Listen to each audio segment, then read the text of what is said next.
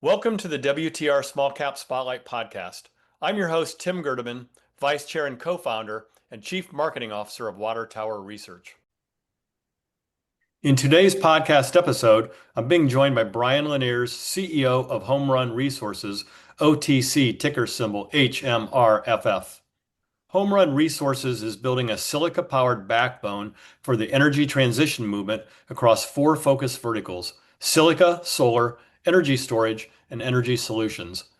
Anchored by a uniquely high-purity, low-iron silica resource in Bahia, Brazil, Homerun transforms raw silica into essential products and technologies that accelerate clean power adoption and deliver durable value. Also joining is my WTR equity research colleague, Dmitry Silversteyn. Good morning, gents, and thank you for joining me. Hi, guys. Good to see you again. Thank you, Tim. Happy to be here. Brian, nice to have you back on the podcast. It's been a while. The company has issued over that time several key announcements, particularly in the past month. What are the top takeaways of those updates from an investor perspective to kick things off? I think generally the most important thing to focus on is that we're in that stage of transition from planning and feasibility towards capitalization and build stage. That's, sort of a natural evolution based on where we are in the material space. But we're right in that point of transition or that pivot point. I think specifically drawing attention to the fact that we've just received Bahia state approval relative to their incentive tax program. It's really important. The advancements that were made in the purification side relative to the 3N and 4N, 99.9 and 99.99 silica purification. And one of the key things as well is, even though we're in the sand space, we've completed our first order in the industrial silica sand space that went out in that time period. And then obviously the main event over the last sort of 60 days is receipt of the bankable feasibility study relative to the solar glass manufacturing plant, which was very positive. And we've just added to that positivity with this recent announcement of the Bahia state tax incentive program. That's material news. Thanks for sharing with us. And I'm going to turn it over to Dmitry to ask you a few more questions. Sure. Thank you, Tim. Hi, Brian, and welcome back to the program. Let's dive a little bit deeper into some of these things that have taken place with respect to the company in the last 2 or 3 months. The company recently completed the CapEx budget for the phase one of your 3N purification plant. Why is this an important milestone, and how does it move Homerun from being a resource company that you mentioned to becoming a integrated industrial materials company?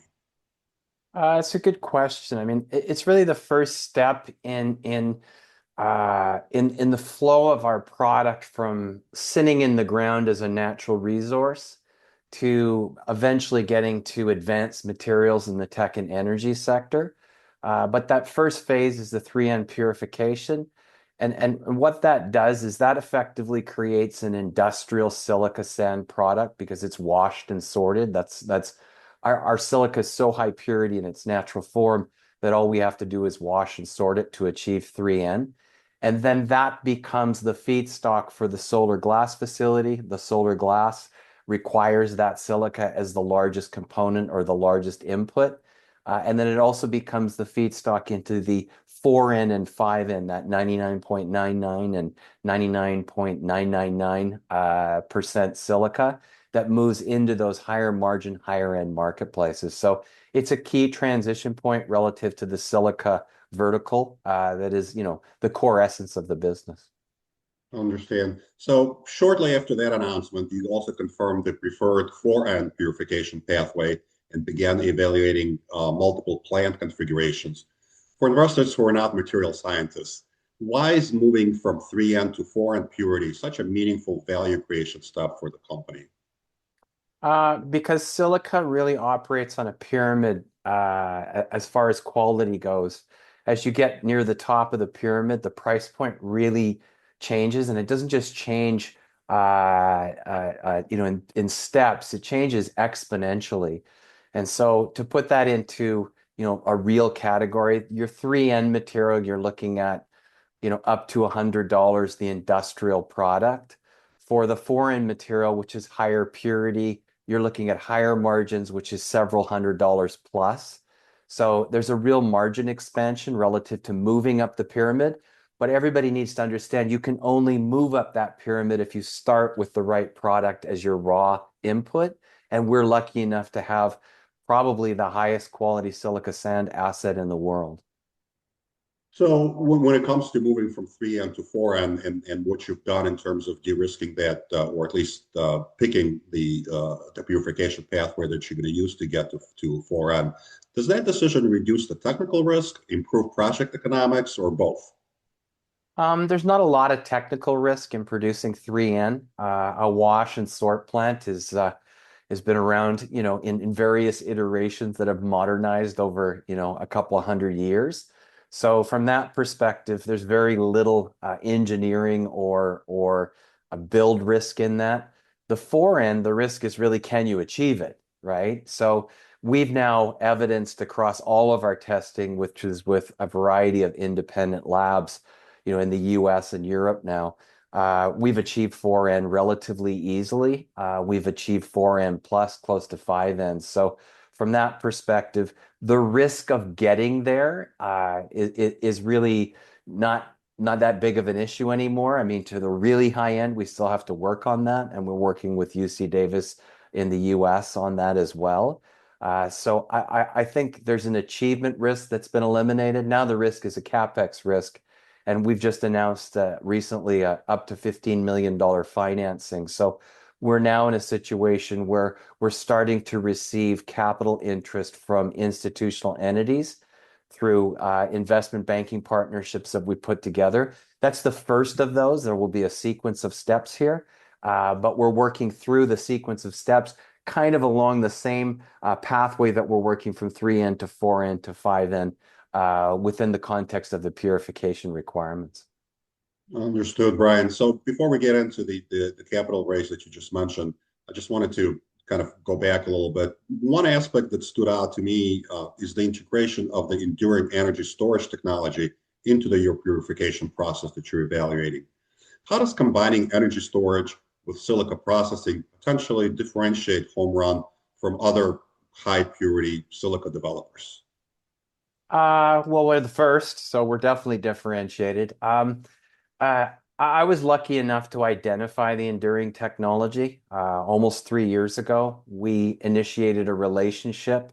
I remember, like it was yesterday, the first meeting that we had, where I dropped my idea on them, which was, hey, folks, you guys get to 1,000 degrees Celsius and you can calcine silica at 1,000 degrees Celsius. Maybe we can use this as a first step in the purification process. For those people who don't know, thermal treatment is like the pre-treatment. Calcination at 1,000 degrees Celsius is the pre-treatment for silica before it goes into an acid leaching wash treatment. And that's how you purify the silica. So we were like, hey, wouldn't it be great to integrate our high purity silica into this enduring energy storage system at the same time, calcine that silica as a cost-free step because you're building the energy storage anyways. And then the vision at that time was that we would integrate that energy storage into our overall industrial process capability in Bahia as an iteration of that technology to, one, use it for our own benefit, and two, to demonstrate how good that technology is relative to certain use cases. And so it's nice to bring that all together. We've got Anzaplan now in Germany. They'll be working on two process flows. One includes the traditional calcine technique, which is a rotary kiln and quite expensive. And the other will be the integration of the enduring system, which we intend on building at that industrial site anyways, into that processing or that purification as that pre-treatment step for thermal treatment, but using that energy storage system. That energy storage system, the input is electricity from a variety of different forms, whether they're renewable or grid. And then the output is industrial heat or energy in the form of electricity. So we've got a lot of moving parts relative to taking advantage of that enduring system. But a key aspect of that is integrating that calcining, that thermal pre-treatment into that system. So the sand that drops out of that system that's been cycled in the energy storage process is now calcined and ready for acid leach. Wow. Okay. So this is not simply a sort of lowering the capex and operating costs of the business once it ramps up. It sounds like it could become a competitive advantage for you that's difficult for others to replicate. Well, we own the IP, so it'll be difficult to replicate. We filed a patent on that, along with our friends at Department of Energy, the NREL folks in Colorado. So it's a competitive advantage from an IP protected perspective. But yeah, it's also a competitive advantage because the calcine step is one, capex expensive, and two, operationally expensive because you're usually burning hydrocarbons to make that rotary kiln heat. And so if we can do that within the energy storage system, so we're storing energy that we're using anyways and calcining our material within that energy storage material system, sorry, and then dropping that out, we've now completed that first step. We don't need that rotary kiln. We don't need that capex and we don't have that op cost. So yeah, there is an economic advantage as well. And as you know, Dmitry, we've always focused on how we can build a core strategic advantage through the entirety of the business model. That requires a bit of time and creative thought, but this is an example of how that comes to fruition. Sure, sure, I understand that. So let's get back to the financing side. You announced a Canadian $15 million facility with the Lynn partners, along with relationships with Benchmark and StoneX. Investors often react cautiously, let's say, to convertible financing. Why did this structure make sense for Homerun at this stage? When we were originally approached by Lind, who have been very successful in the materials space over the years, and we were introduced to Lind through our investment banking partners at StoneX. When we were first introduced, it was really a traditional convertible debenture. But what we did was we worked through that negotiation process and ended up with something that was radically different from what we saw on the table at the beginning. And the biggest component of that is that it really, really focuses on minimizing dilution because obviously dilution is the issue that shareholders are concerned about, those death spiral financings. This is not one of those, and it's neutered to the degree that we have the right to buy it out. And if we exercise that right, they have a back right to still convert 1/4 of the outstanding amount at that time.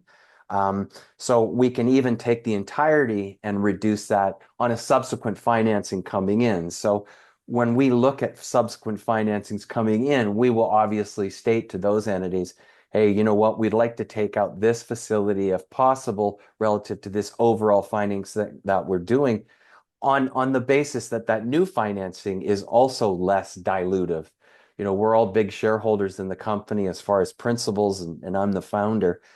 So from that perspective, dilution is a key issue, but it has to be balanced with building value and building that value within a fast a period of time as possible, because time is your competitor, obviously, in every business model. But we're happy with how it turned out. And it gives us financial flexibility going forward relative to those other entities that we are dealing with. Understood. So in your press release talking about that capital raise, you described this as a bridge to a larger institutional financing and potential senior U.S. exchange listing. What milestones are you hoping to achieve before pursuing that next step? We're in the process of pursuing that next step. Um, we wanted to just put a bridge in place relative to the timing that it takes to put together these larger project-based financings. So for instance, on the solar glass facility, that financing is going to be somewhere around $400 million. We have enough entities at the table right now working through the due diligence process that we exceed that amount that we would need, that 400 million, but you still have to work through that process, and that's not a quick thing to do. So we've identified multiple parties. We're in due diligence with multiple parties. Some of those have been identified publicly through our public disclosure. Some of those are not known yet and will be identified when that is required. But that's the process that we're going through. We're doing that also with other organizations relative to the purification, the silica side of the business. And we're doing that also relative to the energy storage and the solutions side of the business. So we've really built the company sort of as a holdco, sitting over top of those four verticals, with each of those verticals operating like an independent entity. Understood. I think holding company structure at this point is probably, if you're looking for asset level financing, is certainly, in my experience, has been the right way to position the company. So you referenced this before. You made an announcement regarding Baye's tax incentive program, which appears to strengthen the economics of the solar glass project. Obviously, without issuing additional shares, that's always good. How meaningful is this incentive, and what does it say about the level of government support you're receiving in Brazil?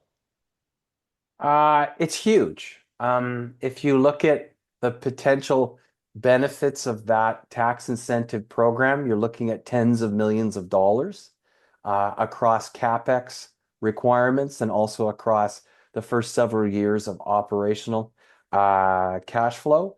And so from that perspective, that tax benefit, that actual event has more benefit from a value perspective than our entire current market cap. So from that perspective, is it material? Yeah, it's very material because it's bigger than our current market cap. So from that perspective, we're executing. We're in that period where the speculative retail investor is starting to get tired and the institutional investor is getting excited.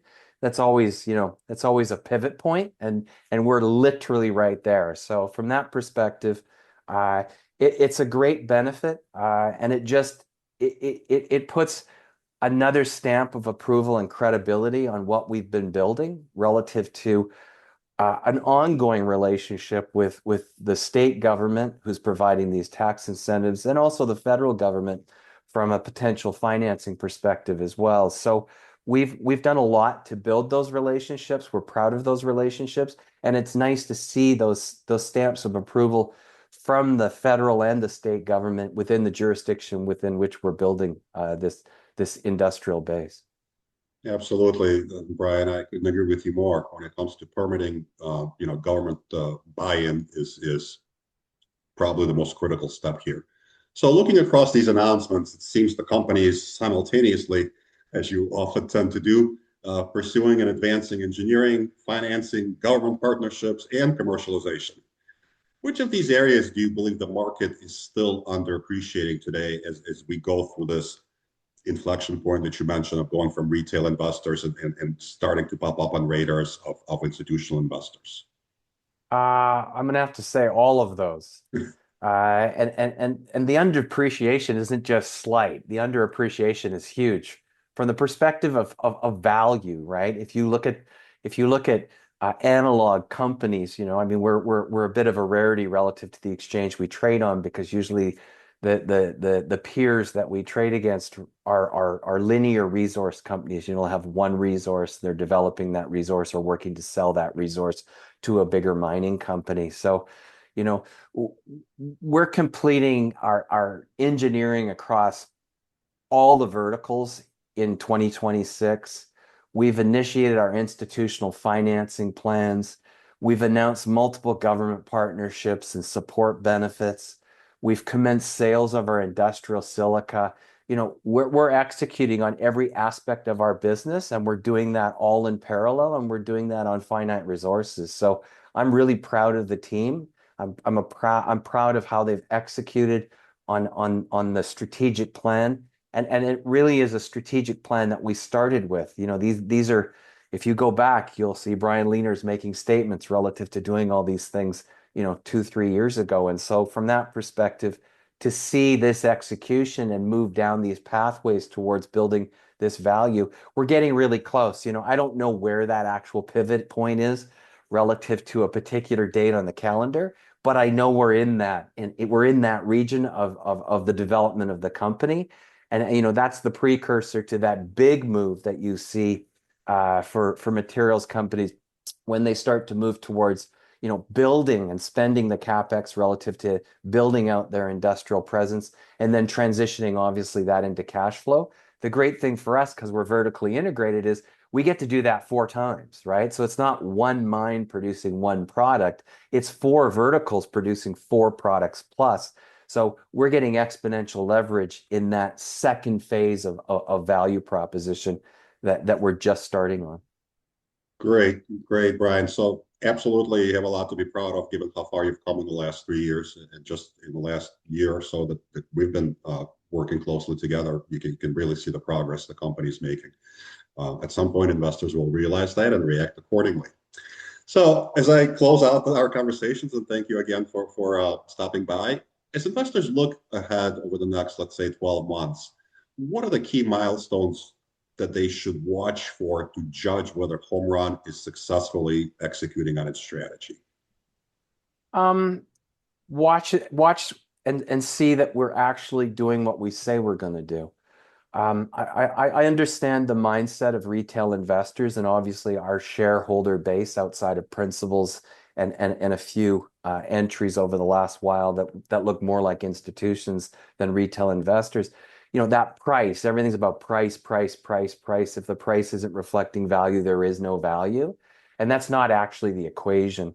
You know, the value catches up to price or the value passes price and they fluctuate. So when we started this journey, we had less than $5 million value. You know, we were a shell trading on the junior exchange in Canada, and now we're in that pivot from feasibility to finance of those verticals and building out, you know, a potentially $1 billion plus business. So I think just watch and see that we're executing on what we say we're going to do, which we've been doing since the beginning of this journey. And I think if people do that and take a step back, they see that, hey, at some point in time, value will match the build. And that's the big reward, right? It's being able to sit on that investment or make that investment from a timing perspective. And I would argue that right now is probably the best proposition from value relative to what we've achieved and what the forward path looks like. Thank you, Brian. That was a very good answer. Thank you. You're welcome, Thanks, and thank you for your Dmitry. time. Thanks, Dmitry, and thanks, Brian, for joining us. Always great catching back up on Home Run Resources. Don't be shy about coming back on as you hit more milestones. And I'd be remiss if I didn't say in closing a little midweek humor is that I've been on Wall Street 33 years and you used 2 of the greatest lines I've ever heard. Time is one of our greatest competitors, which I had not heard, but I totally agree with you on. And then the other one was that retail investors are getting tired at the exact time that institutional investors are getting excited, which is a pretty cool inflection point. So thanks, congratulations, great to see you again.